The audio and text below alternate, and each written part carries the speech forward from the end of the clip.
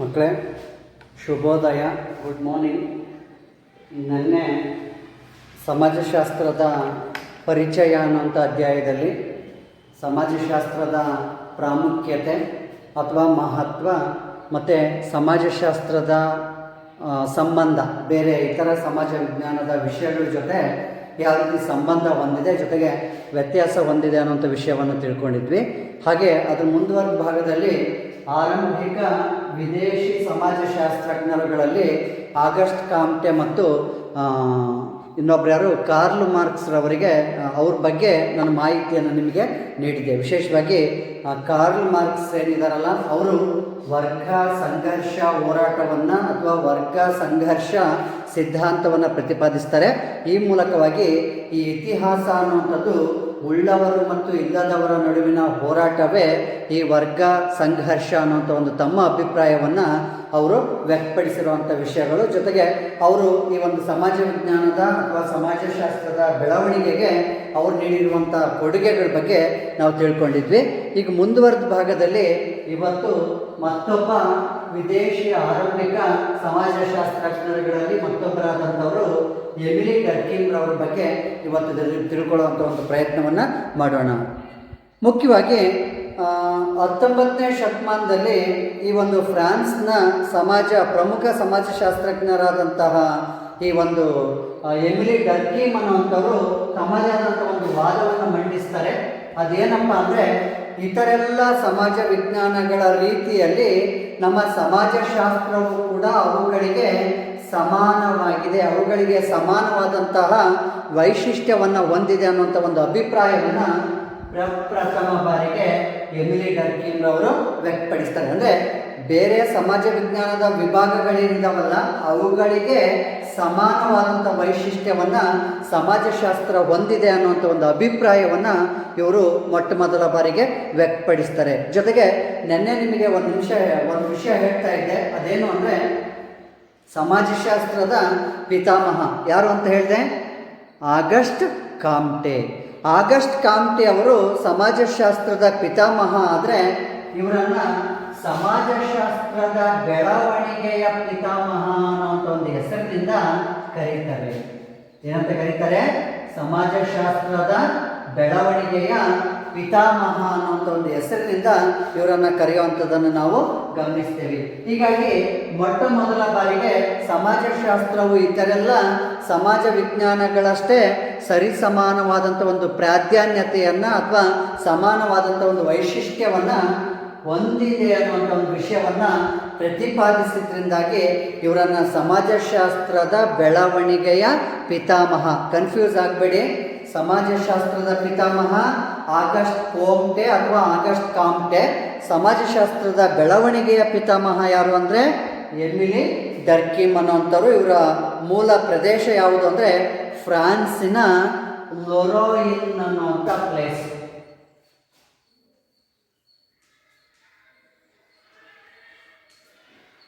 ಫ್ರಾನ್ಸ್ನ ಲೊರೋಯಿನ್ ಅನ್ನುವಂಥ ಒಂದು ಪ್ಲೇಸಲ್ಲಿ, ಪ್ರಾಂತ್ಯದಲ್ಲಿ ಇವರು ಎಪಿನಾಲ್ ಅನ್ನುವಂಥ ಒಂದು ಪ್ಲೇಸ್, ಲೊರೋಯಿನ್ ಅನ್ನುವಂಥ ಪ್ಲೇಸಿನ ಒಂದು ಪರ್ಟಿಕ್ಯುಲರ್ ಆದಂಥ ಪ್ರದೇಶ ಯಾವುದಪ್ಪ ಅಂದರೆ ಎಪಿನಾಲ್ ಅನ್ನುವಂಥದ್ದು. ಈ ಫ್ರಾನ್ಸ್ನ ಲೊರೋಯಿನ್ನ ಎಪಿನಾಲ್ ಅನ್ನುವಂಥ ಪ್ಲೇಸ್ನಲ್ಲಿ ಇವರು 1858 ಏಪ್ರಿಲ್ 15ರಂದು ಜನಿಸ್ತಾರೆ. ಎಲ್ಲಿ?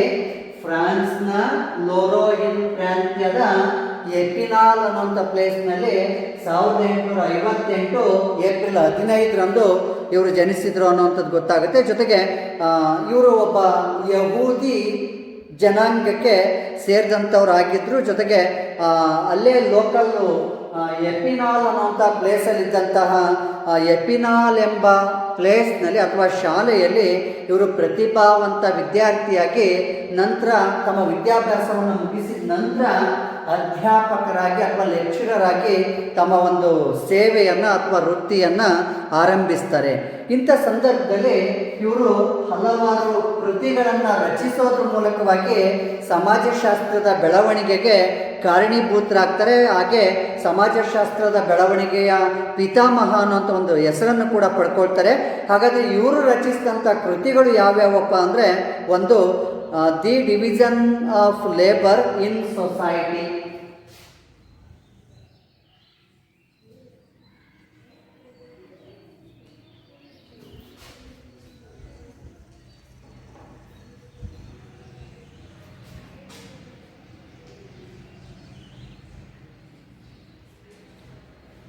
The division of labour in society ಅನ್ನುವಂಥ ಕೃತಿ. ಇದನ್ನು ರಚಿಸಿದಂಥ ವರ್ಷ 1893. 1893ರಲ್ಲಿ ಇವರು the division of labour in society ಅನ್ನುವಂಥ ಒಂದು ಕೃತಿಯನ್ನು ರಚಿಸ್ತಾರೆ. ಹಾಗೆ 1897ರಲ್ಲಿ ಆತ್ಮಹತ್ಯೆ ಅಥವಾ ಸೂಯಿಸೈಡ್ ಅನ್ನುವಂಥ ಕೃತಿಯನ್ನು ಕೂಡ ರಚಿಸ್ತಾರೆ. ಎಷ್ಟು? 1897ರಲ್ಲಿ ಆತ್ಮಹತ್ಯೆ ಅಥವಾ ಸೂಯಿಸೈಡ್ ಅನ್ನುವಂಥ ಕೃತಿಯನ್ನು ಇವರು ರಚಿಸಿದ್ರು ಅನ್ನುವಂಥದ್ದು.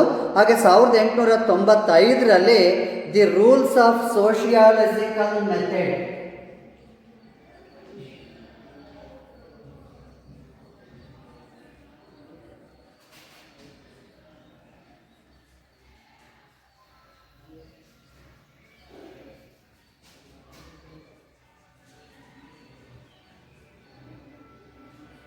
The rules of sociological method ಅನ್ನುವಂಥ ಕೃತಿಯನ್ನು 1895ರಲ್ಲಿ ರಚಿಸೋದ್ರ ಮೂಲಕವಾಗಿ ಸಮಾಜಶಾಸ್ತ್ರದ ಬೆಳವಣಿಗೆಗೆ ತಮ್ಮ ಕೊಡುಗೆಯನ್ನು ನೀಡಿದ್ದಾರೆ ಅನ್ನೋಂಥದ್ದು ಗೊತ್ತಾಗುತ್ತೆ. ಹಾಗೆ 1912ರಲ್ಲಿ the elementary forms of religious life,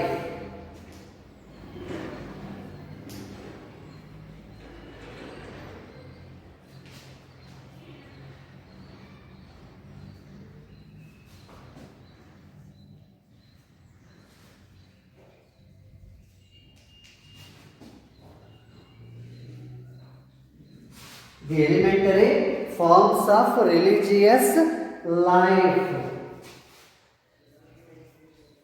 ಅನ್ನುವಂಥ ಕೃತಿಯನ್ನು 1912ರಲ್ಲಿ ರಚಿಸೋದ್ರ ಮೂಲಕವಾಗಿ ಸಮಾಜಶಾಸ್ತ್ರದ ಬೆಳವಣಿಗೆಗೆ ಇವರು ತಮ್ಮ ಕೊಡುಗೆಯನ್ನು ಸಲ್ಲಿಸಿ ಕೊನೆಗೆ ತಮ್ಮ 59ನೇ ವರ್ಷದಲ್ಲಿ 1917ರಲ್ಲಿ ಇವರು ಮರಣವನ್ನು ಹೊಂದುತ್ತಾರೆ.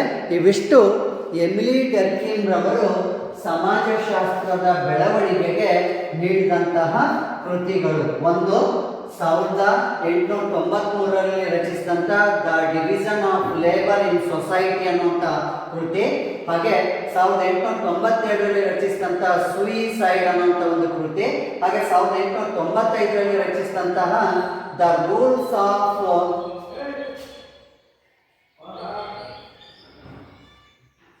ರೂಲ್ಸ್ ಆಫ್ ಸೋಷಿಯಾಲಜಿಕಲ್ ಮೆಥಡ್ ಅನ್ನುವಂಥ ಕೃತಿ, ಹಾಗೆ 1912ರಲ್ಲಿ ರಚಿಸಿದಂತಹ the elementary forms of religious life ಅನ್ನುವಂಥ ಕೃತಿ. ಇವೆಲ್ಲ ಕೃತಿಗಳನ್ನು ರಚಿಸೋದ್ರ ಮೂಲಕವಾಗಿ ಸಮಾಜಶಾಸ್ತ್ರದ ಅಭಿವೃದ್ಧಿಗೆ ಅಥವಾ ಬೆಳವಣಿಗೆಗೆ ತಮ್ಮದೇ ಆದಂಥ ಕೊಡುಗೆಗಳನ್ನು ಸಲ್ಲಿಸಿರೋದ್ರಿಂದಾಗಿ ಇವರನ್ನು ನಾವು ಸಮಾಜಶಾಸ್ತ್ರದ ಬೆಳವಣಿಗೆಯ ಪಿತಾಮಹ ಅನ್ನುವಂಥ ಒಂದು ಹೆಸರಿನಿಂದ ಕರೀತಾ ಇದ್ದೀವಿ. ಇವಿಷ್ಟು ಸಮಾಜಶಾಸ್ತ್ರ ಕ್ಷೇತ್ರದ ಬೆಳವಣಿಗೆಗೆ ಎಮಿಲಿ ಡರ್ಕಿಮ್ ರವರು ನೀಡಿದಂತಹ ಕೊಡುಗೆಗಳ ಬಗ್ಗೆ ವಿವರಣೆ. ಇಷ್ಟು ವಿದೇಶಿ ಆರಂಭಿಕ ಮತ್ತೊಬ್ಬ ಸಮಾಜಶಾಸ್ತ್ರಜ್ಞರಾದಂತಹ ಎಮಿಲಿ ಡರ್ಕಿಮ್ ರವರ ಬಗ್ಗೆ ವಿವರಣೆ. ಇನ್ನು ಆರಂಭಿಕ ವಿದೇಶಿ ಸಮಾಜಶಾಸ್ತ್ರಜ್ಞರಲ್ಲಿ ಕೊನೆಯರಾದಂಥ ವ್ಯಕ್ತಿ ಯಾರಪ್ಪ ಅಂದರೆ ಮ್ಯಾಕ್ಸ್ ವೆಬರ್ ಅನ್ನೋಂಥವ್ರು.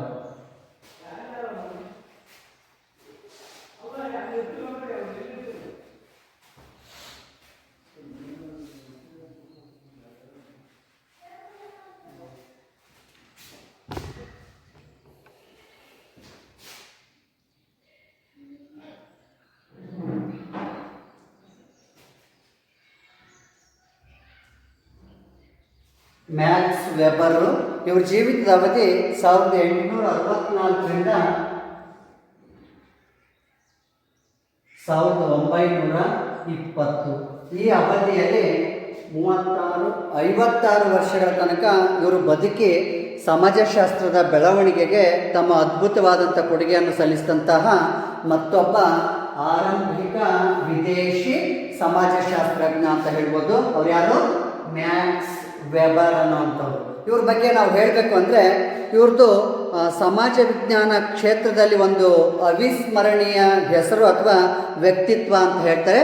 ಮುಖ್ಯವಾಗಿ ಇವರು ಯಾವ ದೇಶದವರಪ್ಪ ಅಂದರೆ ಜರ್ಮನಿ ದೇಶದವರು. ಜರ್ಮನಿ ದೇಶದಲ್ಲಿ ಹುಟ್ಟಿದಂಥ ಈ ವ್ಯಕ್ತಿ ಒಬ್ಬ ಪ್ರಭಾವಿ ಬರಹಗಾರರಾಗಿ ಮತ್ತು ಪ್ರತಿಭಾನ್ವಿತ ಅಥವಾ ಪ್ರತಿಭಾವಂತ ರಾಜಕಾರಣಿಯಾಗಿ ಕೂಡ ಬರಹಗಾರರಾಗಿ ಮತ್ತು ಪ್ರತಿಭಾವಂತ ರಾಜಕಾರಣಿಯಾಗಿ ಇವರು ತಮ್ಮ ಛಾಪನ್ನು ಮೂಡಿಸಿರುವಂಥದ್ದನ್ನು ನಾವು ಗಮನಿಸ್ತೇವೆ. ಜೊತೆಗೆ ಇವರು ಅರ್ಥಶಾಸ್ತ್ರ, ಧರ್ಮ, ಕಲೆ, ಇತಿಹಾಸ, ಸಮಾಜಶಾಸ್ತ್ರದಲ್ಲಿ ಹೆಚ್ಚಿನ ಆಸಕ್ತಿ ಮತ್ತು ಅಭಿರುಚಿಯನ್ನು ಹೊಂದಿದ್ರು ಅನ್ನುವಂಥದ್ದು. ಯಾವ್ಯಾವ ವಿಷಯ?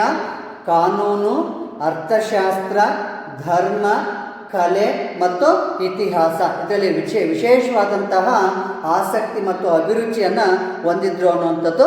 ಜೊತೆಗೆ ಇವರು ಈ ಮ್ಯಾಕ್ಸ್ ವೆಬರ್ ಅವರು ಪಶ್ಚಿಮ ಜರ್ಮನಿಯ ಏರ್ಫರ್ಟ್ ಅನ್ನುವಂಥ ಪ್ಲೇಸಲ್ಲಿ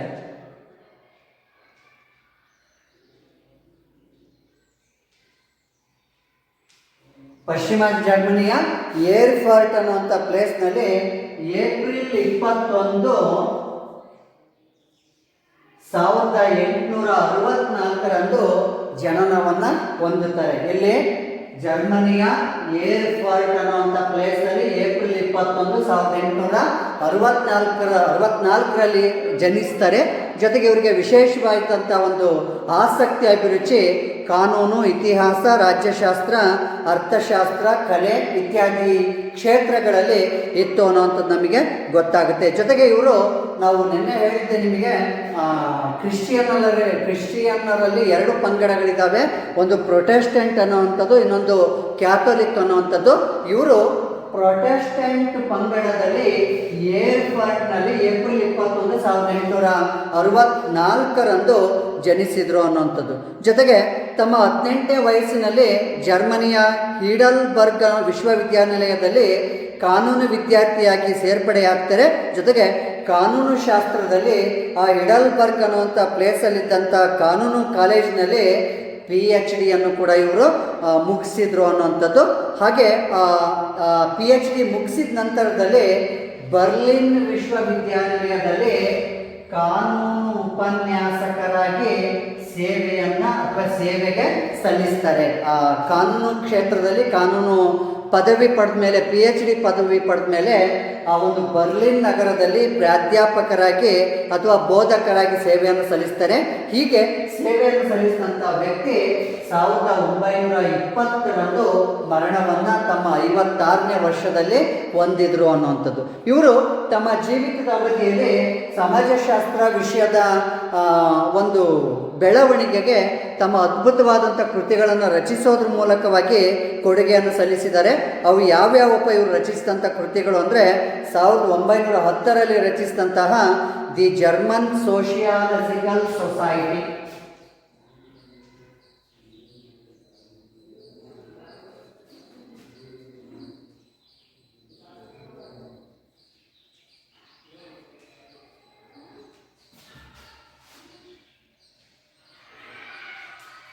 ದಿ ಜರ್ಮನ್ ಸೋಷಿಯಾಲಜಿಕಲ್ ಸೊಸೈಟಿ ಅನ್ನುವಂಥ ಕೃತಿ 1910ರಲ್ಲಿ ಇವರು ರಚಿಸಿದಂಥದ್ದು. ಹಾಗೆ ಮತ್ತೊಂದು ಕೃತಿ the Protestant ethic and the spirit.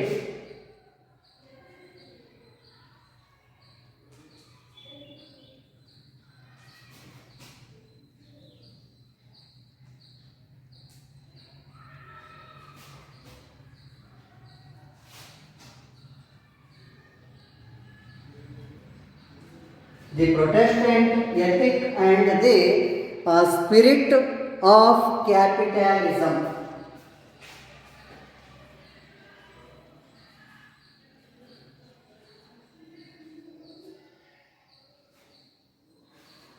ಈ ಕ್ಯಾಪಿಟಲಿಸಮ್ ಅನ್ನುವಂಥ ಕೃತಿ, ಇದು ಒಂದು ಇವರು ಬರೆದಂಥ ಪ್ರಮುಖವಾದಂಥ ಕೃತಿ. Next the city.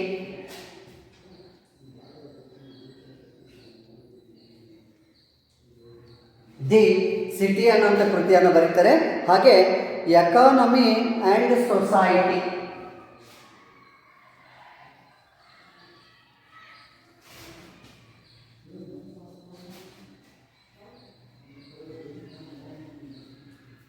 Economy and society ಇಷ್ಟೆಲ್ಲ ಕೃತಿಗಳನ್ನು ಬರೆಯೋದ್ರ ಮೂಲಕವಾಗಿ ತಮ್ಮ ಜೀವಿತದ ಅವಧಿಯಲ್ಲಿ ಈ ರೀತಿ ಸಾಹಿತ್ಯದ ಕೃಷಿಯನ್ನು ಮಾಡಿಬಿಟ್ಟು ಸಮಾಜಶಾಸ್ತ್ರದ ಬೆಳವಣಿಗೆಗೆ ಇವರು ತಮ್ಮದೇ ಆದಂಥ ಕೊಡುಗೆಯನ್ನು ಸಲ್ಲಿಸಿರುವಂಥದ್ದನ್ನು ಗಮನಿಸ್ತೇವೆ. ಇಲ್ಲಿ ಕೇಳ್ಬೋದು ನಿಮಗೆ ಮ್ಯಾಕ್ಸ್ ವೆಬರ್ ಅವರು ಬರೆದಂತಹ ಕೃತಿಗಳು ಯಾವುವು ಅಂತ ಕೇಳ್ಬೋದು. ಒಂದು ದ ಜರ್ಮನ್ ಸೋಷಿಯಾಲಜಿಕಲ್ ಸೊಸೈಟಿ ಅನ್ನುವಂಥದ್ದು 1910ರಲ್ಲಿ ಬರೀತಾರೆ.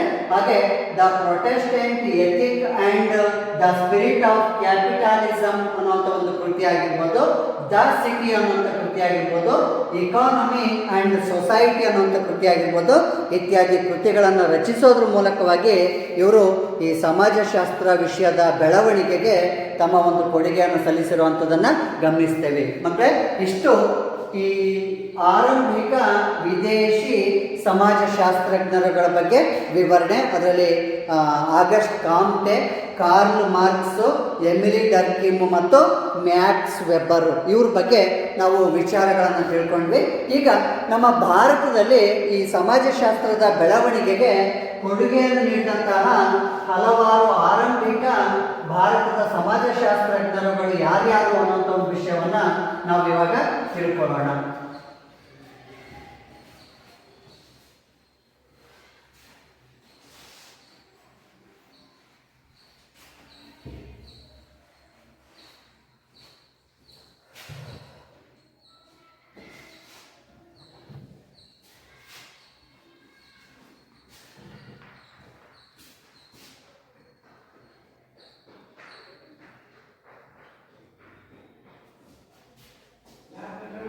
ಭಾರತದ ಆರಂಭಿಕ ಸಮಾಜಶಾಸ್ತ್ರಜ್ಞರುಗಳ ಬಗ್ಗೆ ನಾವು ಇವಾಗ ತಿಳ್ಕೊಳ್ಳೋಣ. ಅದರಲ್ಲಿ ನಾವು ತಿಳ್ಕೊಳ್ಬೇಕಾದಂಥ ವ್ಯಕ್ತಿ ಅಂದರೆ ಡಾಕ್ಟರ್ BR ಅಂಬೇಡ್ಕರ್.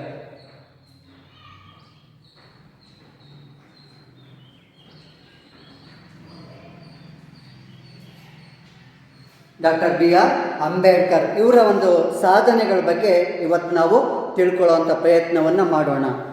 ಇಲ್ಲಿ ಮುಖ್ಯವಾಗಿ ಇವ್ರ ಜೀವಿತದ ಅವಧಿ 1891ರಿಂದ 1956, ಅಂದರೆ ಸುಮಾರು 65 ವರ್ಷಗಳ ತನಕ ಇವರು ಬದುಕಿ ಸಾಮಾಜಿಕ ಅಸಮಾನತೆಯ ವಿರುದ್ಧವಾಗಿ ನಮ್ಮ ಭಾರತದಲ್ಲಿದ್ದಂಥ ಅತ್ಯಂತ ಹೀನ ಅಸ್ಪೃಶ್ಯತಾ ಪದ್ಧತಿಯನ್ನು ವಿರೋಧಿಸಿ ಅದನ್ನು ಮೂಲೋತ್ಪಾಟನೆ ಮಾಡುವಂಥ ಕಾಯಕದಲ್ಲಿ ಅಮೂಲ್ಯವಾದ ಸೇವೆಯನ್ನು ಸಲ್ಲಿಸಿ ಯಶಸ್ಸನ್ನು ಕಂಡಂತಹ ಒಬ್ಬ ಪ್ರಮುಖ ಸಮಾಜಶಾಸ್ತ್ರಜ್ಞ ಅಂತ ಹೇಳ್ಬೋದು. ಅವ್ರ ಬಗ್ಗೆ ನಾವಿವತ್ತು ತಿಳ್ಕೊಳ್ಳುವಂಥ ಪ್ರಯತ್ನವನ್ನು ಮಾಡೋಣ. ಮುಖ್ಯವಾಗಿ ಇವ್ರ ಪೂರ್ಣ ಹೆಸರು Bhim, B for Bhimji, R for Ramrao, Bhimrao, B for Bhimrao, R for Ramji Ambedkar. Bhimrao Ramji Ambedkar ಇವರ ಪೂರ್ಣ ಹೆಸರು ಅಂತ ಹೇಳ್ಬೋದು. ಇವರು ಈ ಸಮಾಜ ಸುಧಾರಕ ನ್ಯಾಯಶಾಸ್ತ್ರಜ್ಞರಾಗಿದ್ದು ನಮ್ಮ ಭಾರತದಲ್ಲಿದ್ದಂಥ ಅತ್ಯಂತ ಹೀನ ಪದ್ಧತಿಯಾದಂಥ ಅಸ್ಪೃಶ್ಯತೆಯನ್ನು ಹೊಡೆದೋಡಿಸುವಂಥ ಅಥವಾ ವಿರೋಧಿಸುವಂಥ ಒಂದು ಪ್ರಯತ್ನವನ್ನು ಮಾಡಿದರು ಅನ್ನುವಂಥದ್ದು ಗೊತ್ತಾಗುತ್ತೆ. ವಿಶೇಷವಾಗಿ ತಮ್ಮ ಜೀವನ ಪೂರ್ತಿ ಆ ಹೀನ ಪದ್ಧತಿಯಾಗಿದ್ದಂಥ ಅಸ್ಪೃಶ್ಯತಾ ಪದ್ಧತಿಯನ್ನು ಹೊಡೆದೋಡಿಸಲಿಕ್ಕೆ ಒಂದು ಅವಿರತವಾದಂಥ ಹೋರಾಟವನ್ನು ಮಾಡಿ ಅದರಲ್ಲಿ ಯಶಸ್ಸನ್ನು ಕೂಡ ಕಂಡರು ಅಥವಾ ಅದನ್ನು ಆ ಸ್ಥಿತಿಗೆ ಆ ಸಾಮಾಜಿಕ ವ್ಯವಸ್ಥೆಯಲ್ಲಿ ಕೊಂಡೊಯ್ದರು ಅನ್ನೋಂಥ ಒಂದು ಅಂಶ ಕೂಡ ನಾವು ತಿಳ್ಕೊಳ್ಳಿಕ್ಕೆ ಸಾಧ್ಯ ಆಗುತ್ತೆ.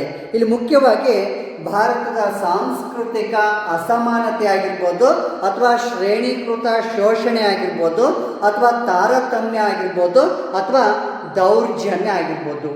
ಹೀಗೆ ಈ ಸಾಂಸ್ಕೃತಿಕ ಅಸಮಾನತೆ ಅಥವಾ ಶ್ರೇಣೀಕೃತ ಶೋಷಣೆ ಅಥವಾ ತಾರತಮ್ಯ ಅಥವಾ ದೌರ್ಜನ್ಯಗಳನ್ನು ನಾವು ಹೊಡೆದೋಡಿಸಲಿಕ್ಕೆ ಮುಖ್ಯವಾದಂಥ ಸಾಧನ ಯಾವುದು ಅಂದರೆ ಅದು ಶಿಕ್ಷಣ ಅನ್ನುವಂಥ ಒಂದು ಅಭಿಪ್ರಾಯವನ್ನು ಅವರು ವ್ಯಕ್ತಪಡಿಸ್ತಾರೆ. ಅಂದರೆ ನಾವು ಉತ್ತಮವಾದಂಥ ಶಿಕ್ಷಣವನ್ನು ಪಡೆದಾಗ ಮಾತ್ರ ನಮ್ಮ ಮೇಲೆ ಆಗ್ತಾ ಇರುವಂಥ ಶೋಷಣೆ ದೌರ್ಜನ್ಯವನ್ನು ಹತ್ತಿಕ್ಕಲಿಕ್ಕೆ ಅಥವಾ ಖಂಡಿಸಲಿಕ್ಕೆ ಸಾಧ್ಯ. ಹಾಗಾಗಿ ಅವೆಲ್ಲ ಹೀನ ಪದ್ಧತಿಗಳನ್ನು ಹೊಡೆದೋಡಿಸಲಿಕ್ಕೆ ಶಿಕ್ಷಣ ಅನ್ನುವಂಥದ್ದು ಒಂದು ಮುಖ್ಯವಾದಂತಹ ಮಾಧ್ಯಮ ಅಥವಾ ಸಾಧನ ಅನ್ನುವಂಥ ಒಂದು ಅಭಿಪ್ರಾಯವನ್ನು ವ್ಯಕ್ತಪಡಿಸಿರುವಂಥದ್ದನ್ನು ನಾವು ಗಮನಿಸ್ತೇವೆ.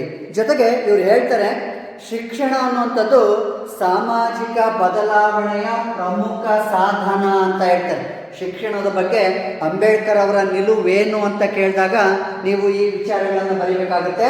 ಈ ಸಾಂಸ್ಕೃತಿಕ ಅಸಮಾನತೆ ಆಗಿರ್ಬೋದು, ದೌರ್ಜನ್ಯ ಆಗಿರ್ಬೋದು, ಶೋಷಣೆ ಆಗಿರ್ಬೋದು, ಶ್ರೇಣೀಕೃತ ತಾರತಮ್ಯ ಆಗಿರ್ಬೋದು, ಇವೆಲ್ಲ ಹೊಡೆದೋಡಿಸಬೇಕು ಅಂದರೆ ಅದಕ್ಕೆ ಮುಖ್ಯವಾಗಿ ಬೇಕಾದಂಥದ್ದು ಶಿಕ್ಷಣ ಅನ್ನುವಂಥ ಒಂದು ಅಭಿಪ್ರಾಯವನ್ನು ಅಂಬೇಡ್ಕರ್ ವ್ಯಕ್ತಪಡಿಸಿದರು ಅನ್ನುವಂಥದ್ದು ಗೊತ್ತಾಗುತ್ತೆ. ಇದ್ರ ಜೊತೆಗೆ ಆ ಶಿಕ್ಷಣ ಅನ್ನುವಂಥದ್ದು ಸಾಮಾಜಿಕ ಬದಲಾವಣೆಯ ಪ್ರಮುಖವಾದಂಥ ಸಾಧನ ಅನ್ನೋಂಥ ಒಂದು ಅಭಿಪ್ರಾಯವನ್ನು ಕೂಡ ಅವರು ವ್ಯಕ್ತಪಡಿಸಿದ್ರು ಅನ್ನೋಂಥದ್ದು ಗೊತ್ತಾಗುತ್ತೆ.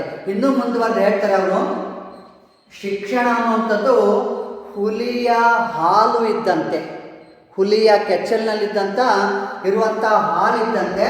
ಆ ಶಿಕ್ಷಣ ಅನ್ನುವಂಥ ಹುಲಿಯ ಹಾಲನ್ನು ಕುಡಿದಂಥ ವ್ಯಕ್ತಿಗಳು ಗರ್ಜಿಸಲೇಬೇಕು ಅಂತ ಅಭಿಪ್ರಾಯವನ್ನು ಕೂಡ ವ್ಯಕ್ತಪಡಿಸ್ತಾರೆ. ಅಂದರೆ ಈ ಅನ್ಯಾಯ, ಈ ಶೋಷಣೆ, ಈ ಶ್ರೇಣೀಕೃತ ತಾರತಮ್ಯ, ಈ ದೌರ್ಜನ್ಯ ಇವನ್ನೆಲ್ಲ ನಾವು ಒಡೆದೋಡಿಸಬೇಕು. ಇವುಗಳೆಲ್ಲದರ ವಿರುದ್ಧ ನಾವು ಹೋರಾಟವನ್ನು ಮಾಡಬೇಕು, ಧ್ವನಿಯನ್ನು ಎತ್ತರಿಸಬೇಕು. ಅಂದರೆ ಅದಕ್ಕೆ ಶಿಕ್ಷಣ ಅನ್ನುವಂಥದ್ದು ಪ್ರಮುಖವಾದಂಥ ವಿಷಯ ಅನ್ನುವಂಥ ಒಂದು ಅಭಿಪ್ರಾಯವನ್ನು ಅಂಬೇಡ್ಕರ್ ವ್ಯಕ್ತಪಡಿಸ್ತಾರೆ. ಹಾಗಾಗಿ ಶಿಕ್ಷಣ ಅನ್ನುವಂಥದ್ದು ಹುಲಿಯ ಹಾಲಿದ್ದಂತೆ, ಅದನ್ನು ಕುಡಿದವರು ಗರ್ಜಿಸಲೇಬೇಕು. ಅಂದರೆ ಯಾರು ಶಿಕ್ಷಣವನ್ನು ಪಡ್ಕೊಳ್ತಾರಲ್ಲ, ಆ ಶಿಕ್ಷಣ ಪಡ್ಕೊಂಡಂಥವರು ಈ ಸಾಮಾಜಿಕ ವ್ಯವಸ್ಥೆಯಲ್ಲಿದ್ದಂತಹ ಈ ಶೋಷಣೆ, ದೌರ್ಜನ್ಯ ಅಥವಾ ತಾರತಮ್ಯ ಇತ್ಯಾದಿಗಳನ್ನು ಒಡೆದೋಡಿಸಲಿಕ್ಕೆ ಗರ್ಜಿಸಲೇಬೇಕು ಅನ್ನೋಂಥ ಒಂದು ಅಭಿಪ್ರಾಯವನ್ನು ಇವರು ವ್ಯಕ್ತಪಡಿಸಿದರು ಅನ್ನುವಂಥದ್ದು. ಅದಕ್ಕೆ ಜೊತೆಗೆ ಹೇಳ್ತಾರೆ ಇವರು,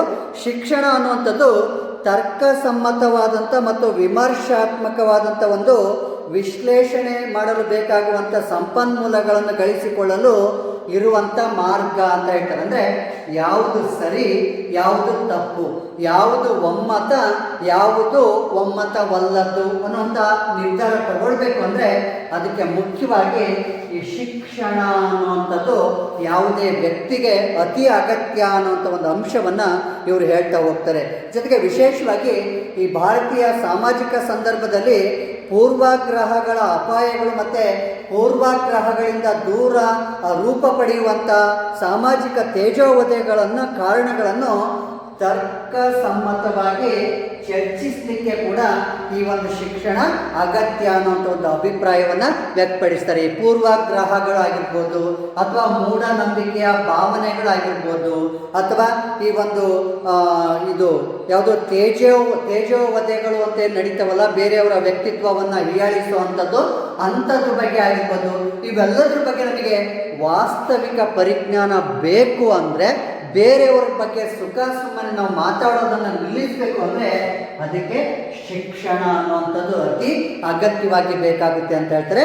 ಈ ದೃಷ್ಟಿಯಲ್ಲಿ ಇವರ ಈ ಶಿಕ್ಷಣದ ಬಗೆಗಿನ ಈ ಉದಾತ್ತ ವಿಚಾರಗಳನ್ನು ಪ್ರತಿಪಾದಿಸೋದ್ರ ಮೂಲಕವಾಗಿ ಒಂದು ಉತ್ತಮವಾದಂಥ ಸಮಾಜವನ್ನು, ಉತ್ತಮವಾದಂಥ ಅಸಮಾನತೆ ಮುಕ್ತವಾದಂಥ ಸಾಮಾಜಿಕ ವ್ಯವಸ್ಥೆಯನ್ನು ಸೃಷ್ಟಿಸುವಂಥ, ಆ ಮೂಲಕವಾಗಿ ಈ ಅಸ್ಪೃಶ್ಯತಾ ಪದ್ಧತಿಯನ್ನು ಸಾಮಾಜಿಕ ವ್ಯವಸ್ಥೆಯಲ್ಲಿ ಹೊಡೆದೋಡಿಸೋದ್ರಲ್ಲಿ ಅವರು ಯಶಸ್ಸನ್ನು ಸಾಧಿಸಿದ್ರು ಅನ್ನುವಂಥದ್ದು ಗೊತ್ತಾಗುತ್ತೆ. ಇದ್ರ ಜೊತೆಗೆ ಅವ್ರು ಹೇಳ್ತಾರೆ, ಶಿಕ್ಷಣವನ್ನು ಎಲ್ಲರಿಗೂ ಕಡ್ಡಾಯ ಮತ್ತು ಉಚಿತವಾಗಿ ನೀಡಬೇಕು ಅಂತ. ಅವರ ಹಿನ್ನೆಲೆಯಲ್ಲಿ ಅವರು ಈ ಸಂವಿಧಾನ ರಚನೆ ಮಾಡುವಂಥ ಸಂದರ್ಭದಲ್ಲಿ ತುಂಬ ಬಹುಮುಖ್ಯವಾದಂಥ ಪಾತ್ರವನ್ನು ನಿರ್ವಹಿಸಿರೋದ್ರಿಂದ ನಮ್ಮ ಸಂವಿಧಾನದ ರಾಜ್ಯ ನೀತಿ ನಿರ್ದೇಶನಾತ್ಮಕ ತತ್ವಗಳು ಅಂತ ಏನು ಹೇಳ್ತೀವಲ್ಲ, ಆ ರಾಜ್ಯ ನೀತಿ ನಿರ್ದೇಶನಾತ್ಮಕ ತತ್ವಗಳ ಮೂಲಕವಾಗಿ ಈ ಒಂದು ಉಚಿತ ಮತ್ತು ಕಡ್ಡಾಯ ಶಿಕ್ಷಣವನ್ನು ಎಲ್ಲ ಭಾರತೀಯರಿಗೆ, ವಿಶೇಷವಾಗಿ ಈ ಒಂದು 6 ವರ್ಷದಿಂದ 14 ವರ್ಷದ ಮಕ್ಕಳಿಗೆ ಈ ಉಚಿತ ಮತ್ತು ಕಡ್ಡಾಯ ಶಿಕ್ಷಣವನ್ನು ದೊರಕಿಸುವಂಥ ಒಂದು ಸೌಲಭ್ಯ ಸಂವಿಧಾನದ ಮೂಲಕವಾಗಿ, ರಾಜ್ಯ ನೀತಿ ನಿರ್ದೇಶನಾತ್ಮಕ ತತ್ವಗಳ ಮೂಲಕವಾಗಿ ದಯಪಾಲಿಸಿರುವಂಥದ್ದನ್ನು ಗಮನಿಸ್ತೇವೆ. ಇದರ ಹಿನ್ನೆಲೆ ಇಷ್ಟೇ, ಅಂಬೇಡ್ಕರ್ ಅವರ ಧ್ಯೇಯ ಏನಾಗಿತ್ತು ಅಂದರೆ ಎಲ್ಲರಿಗೂ ಕೂಡ, ಎಲ್ಲ ಮಕ್ಕಳಿಗೂ ಕೂಡ ಪ್ರಾರಂಭಿಕ ಹಂತದಲ್ಲಿ ಉಚಿತ ಮತ್ತು ಕಡ್ಡಾಯ ಶಿಕ್ಷಣವನ್ನು ಕೊಡಲೇಬೇಕು ಅನ್ನುವಂಥ ಒಂದು ಅಭಿಪ್ರಾಯವನ್ನು ಅವರು ಹೊಂದಿದ್ರು ಅನ್ನುವಂಥದ್ದು ಗೊತ್ತಾಗುತ್ತೆ. ಇದ್ರ ಜೊತೆಗೆ ಈ ಶಿಕ್ಷಣ ಅನ್ನುವಂಥದ್ದು ಸಾರ್ವಜನಿಕ ಸ್ವತ್ತು ಆಗಬೇಕು ಅನ್ನೋಂಥ ಒಂದು ಅಭಿಪ್ರಾಯವನ್ನು ಕೂಡ ಅವರು ವ್ಯಕ್ತಪಡಿಸ್ತಾರೆ. ಇದು ಕೇವಲ ದುಡ್ಡಿದ್ದಂಥವರಿಗೆ ಮಾತ್ರ ಶಿಕ್ಷಣ ದೊರಕಬೇಕು ಅನ್ನುವಂಥದ್ದಲ್ಲ, ಎಲ್ಲರಿಗೂ ಕೂಡ ಯಾರಿಗೆ ಇಷ್ಟ ಇದೆಯೋ, ಯಾರಿಗೆ ಒಮ್ಮತ ಇದೆಯೋ, ಯಾರಿಗೆ ಸಹಮತ ಇದೆಯೋ ಅವರೆಲ್ಲರಿಗೂ ಕೂಡ ಇಚ್ಛೆಯುಳ್ಳವರಿಗೆ ಶಿಕ್ಷಣ ಪಡೀಲಿಕ್ಕಾಗಿ ಅವಕಾಶ ಇರಬೇಕು ಅನ್ನೋಂಥದ್ದು, ಆ ಮೂಲಕವಾಗಿ ಸಾರ್ವಜನಿಕ ಸ್ವತ್ತು ಈ ಶಿಕ್ಷಣ ಆಗಬೇಕು ಅನ್ನೋಂಥ ಒಂದು ಅಭಿಪ್ರಾಯವನ್ನು ಅವರು ವ್ಯಕ್ತಪಡಿಸ್ತಾರೆ. ಈ ರೀತಿಯ ಚಿಂತನೆಗಳಿಂದಲೇ ಸಂವಿಧಾನದ ಕರಡು ರಚನಾ ಸಮಿತಿಯ ಅಧ್ಯಕ್ಷತೆಯನ್ನು ವಹಿಸ್ಕೊಂಡ್ಬಿಟ್ಟು ತುಂಬ ಅರ್ಥಗರ್ಭಿತವಾದಂಥ ಸಂವಿಧಾನವನ್ನು ಮತ್ತು ಪ್ರಪಂಚದಲ್ಲೇ ಅತ್ಯಂತ ವಿಸ್ತಾರವಾದಂಥ ಮತ್ತು ದೊಡ್ಡದಾದಂಥ ಸಂವಿಧಾನವನ್ನು ಇವರು ರಚನೆ ಮಾಡೋದರಲ್ಲಿ ಯಶಸ್ಸನ್ನು ಸಾಧಿಸ್ತಾರೆ. ಹೀಗೆ ಇಂಥ ವ್ಯಕ್ತಿ ತಮ್ಮ ಜೀವಿತದ ಅವಧಿಯಲ್ಲಿ ಈ ಅನ್ಯಾಯದ ವಿರುದ್ಧವಾಗಿ, ಅಸ್ಪೃಶ್ಯತೆಯ ವಿರುದ್ಧವಾಗಿ, ಶೋಷಣೆಯ ವಿರುದ್ಧವಾಗಿ, ದೌರ್ಜನ್ಯದ ವಿರುದ್ಧವಾಗಿ, ತಾರತಮ್ಯದ ವಿರುದ್ಧವಾಗಿ ಜನರಲ್ಲಿ ವಾಸ್ತವಿಕ ಅರಿವನ್ನು ಮೂಡಿಸುವಂಥ ಕೆಲಸವನ್ನು ಮಾಡಿದರು ಅನ್ನುವಂಥದ್ದು ಗೊತ್ತಾಗುತ್ತೆ. ಇನ್ನು ಇವರ ಬಾಲ್ಯದ ಬಗ್ಗೆ ಹೇಳಬೇಕು ಅಂದರೆ ಮುಖ್ಯವಾಗಿ ಇವರು ಮಹಾರಾಷ್ಟ್ರದ ಅಂಬಾವಾಡೆ ಅನ್ನುವಂಥ ಗ್ರಾಮದಲ್ಲಿ,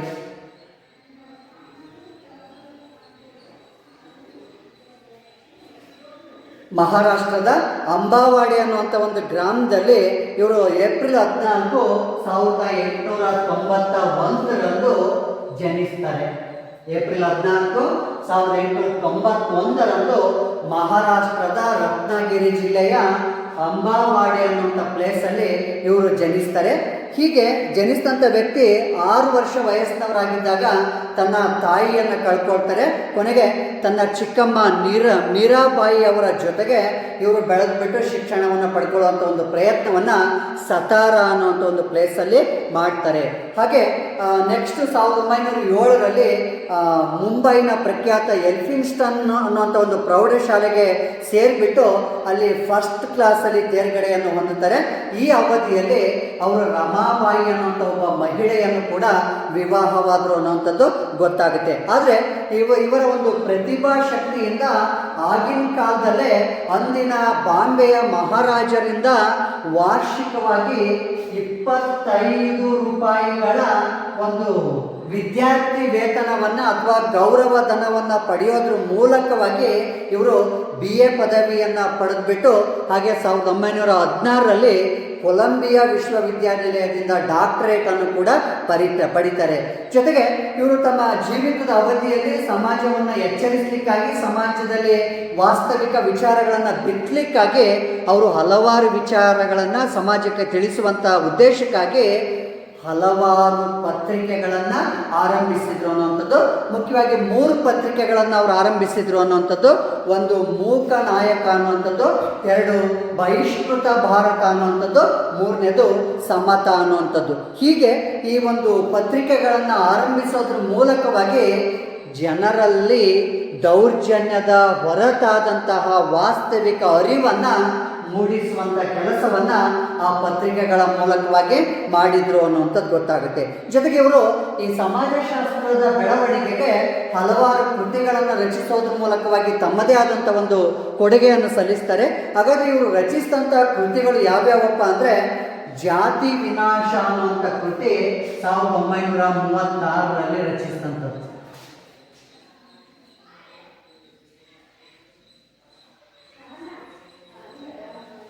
1936ರಲ್ಲಿ ಇವರು ರಚಿಸಿದಂಥ ಕೃತಿ ಜಾತಿ ವಿನಾಶ ಅನ್ನುವಂಥದ್ದು. ಹಾಗೆ 1946ರಲ್ಲಿ ಇವರು ರಚಿಸಿದಂಥ ಕೃತಿ ಯಾರು ಶೂದ್ರರು.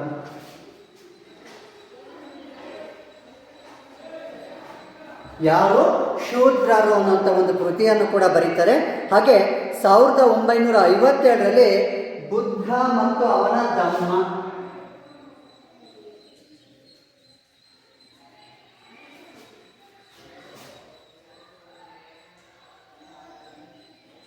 ಎಷ್ಟು 1956.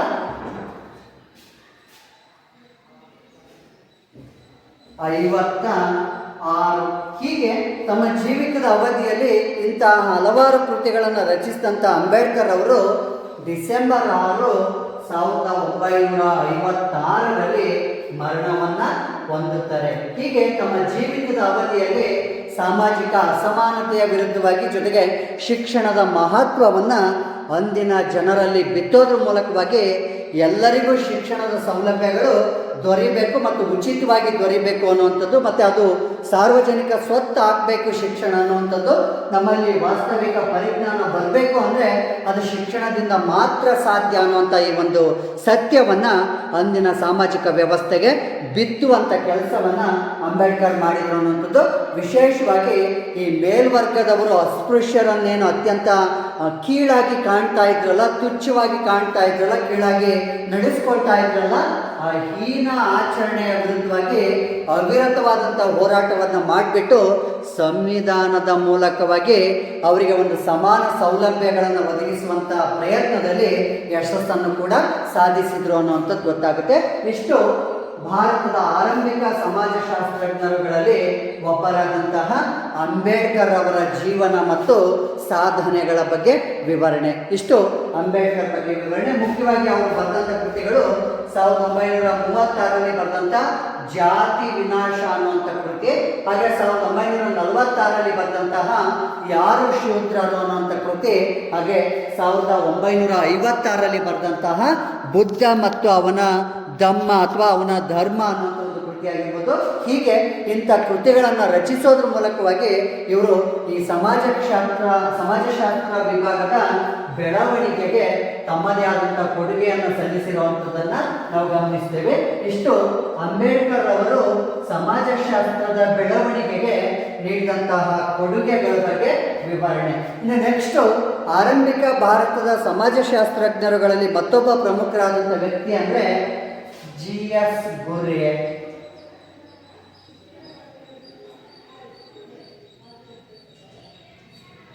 GS ಗುರ್ರೆ ಅನ್ನುವಂಥವ್ರು. ಇವ್ರ ಜೀವಿತದ ಅವಧಿ 1893ರಿಂದ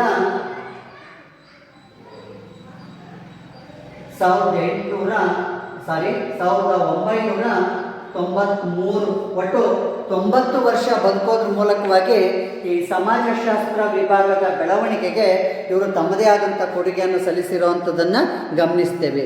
ಮುಖ್ಯವಾಗಿ ಈ ಭಾರತದ ವಿಶ್ವವಿದ್ಯಾಲಯಗಳ ಹಂತದಲ್ಲಿ ಸಮಾಜಶಾಸ್ತ್ರದ ಅಧ್ಯಯನ ಮತ್ತು ಬೋಧನಾ ವಿಭಾಗಗಳನ್ನು ಪ್ರಾರಂಭಿಸುವಲ್ಲಿ ಇವರ ಪಾತ್ರ ತುಂಬ ಮಹೋನ್ನತವಾದದ್ದು ಅಂತ ಹೇಳ್ತಾರೆ. ಅಂದರೆ ಈ ಯೂನಿವರ್ಸಿಟಿ ಲೆವೆಲಲ್ಲಿ ಸಮಾಜಶಾಸ್ತ್ರವನ್ನು ಒಂದು ಅಧ್ಯಯನ ವಿಷಯ ಅಂತ ಪರಿಗಣಿಸಲಿಕ್ಕೆ ಇವ್ರ ಪಾತ್ರ ತುಂಬ ಮಹತ್ವವಾದದ್ದು ಅಂತ ಹೇಳ್ತಾರೆ. ಹೀಗಾಗಿ ಇವರು ಈ ಒಂದು ಇವ್ರ ಪೂರ್ಣ ಹೆಸರೇನಪ್ಪ ಅಂದರೆ Govinda, G for Govinda, S for Sadashiva Ghurye.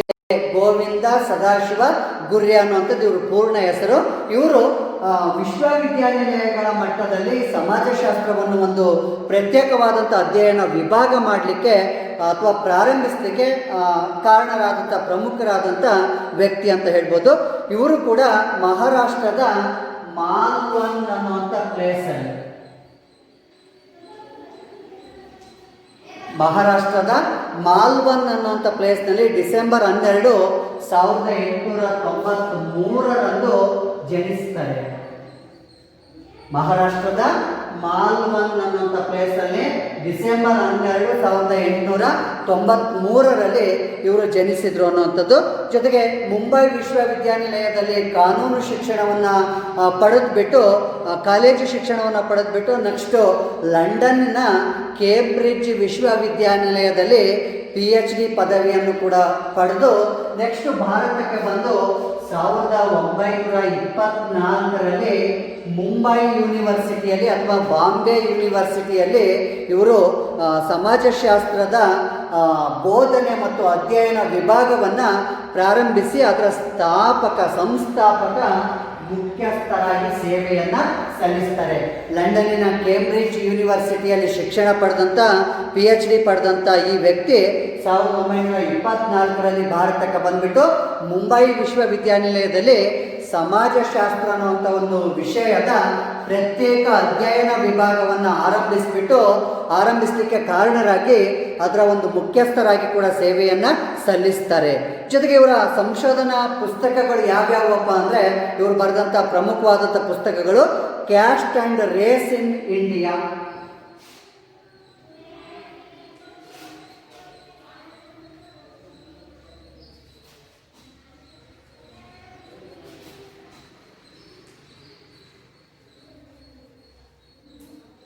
Caste and race in India ಅನ್ನುವಂಥ ಕೃತಿ 1932ರಲ್ಲಿ ಇವರು ಬರೆದಂಥದ್ದು. ಹಾಗೆ ಶೆಡ್ಯೂಲ್ಡ್ ಟ್ರೈಬ್ಸ್ ಅನ್ನುವಂಥದ್ದು 1943ರಲ್ಲಿ ಬರೆದಂಥದ್ದು.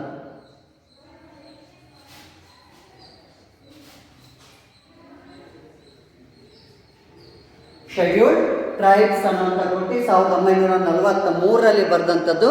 ಹಾಗೆ ಭಾರತೀಯ ಸಾಧುಗಳು ಅನ್ನುವಂಥ ಕೃತಿ 1953ರಲ್ಲಿ ಬರೀತಾರೆ.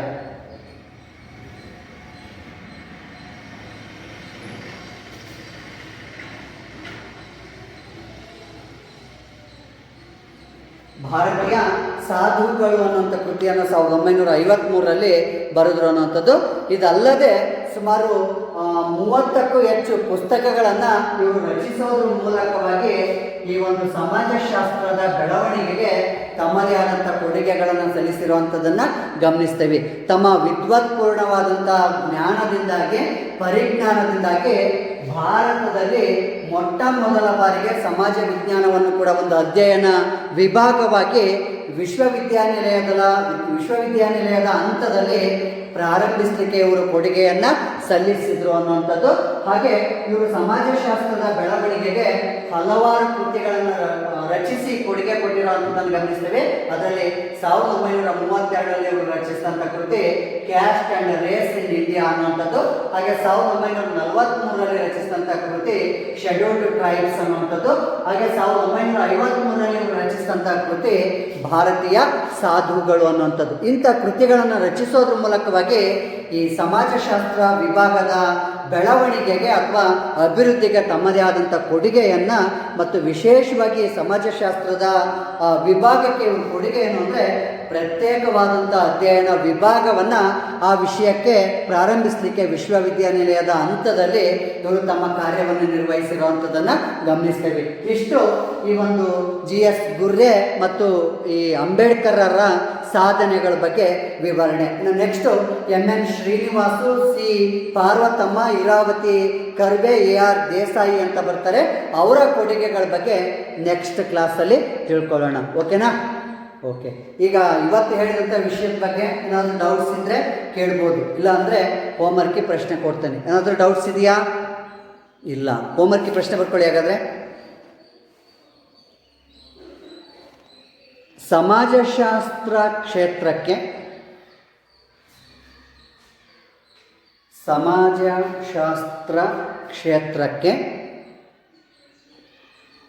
ಎಮಿಲಿ ಡರ್ಖೀಮ್ ಮತ್ತು ಮ್ಯಾಕ್ಸ್ ವೆಬರ್ ಅವರ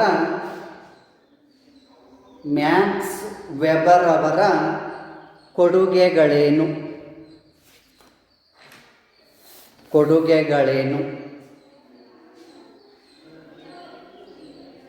ಎರಡನೇ ಪ್ರಶ್ನೆ,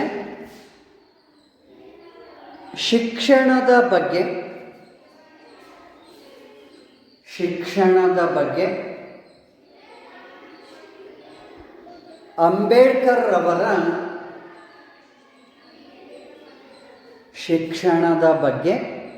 ಅಂಬೇಡ್ಕರ್ ಅವರ ನಿಲುವುಗಳೇನು?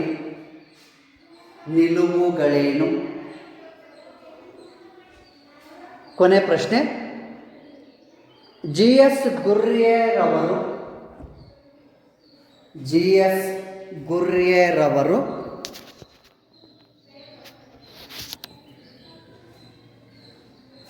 ರಚಿಸಿರುವ ರಚಿಸಿರುವ ಪ್ರಮುಖ